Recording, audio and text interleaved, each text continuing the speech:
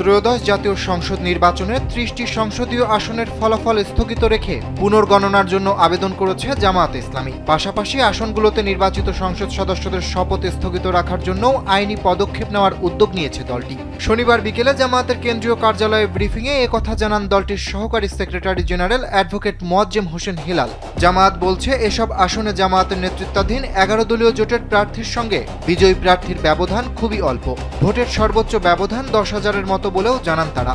যখন ভোট গণনা চলছিল তখন আসনগুলোতে তারা জয়ের বার্তা পাচ্ছিল, কিন্তু শেষ পর্যন্ত তা হয়নি। দেশের মানুষকে প্রতিদিন সুরক্ষিত রাখার প্রত্যয় নিয়ে সেফটি কেবল সহ এলো সেফ সিলিং ফ্যান।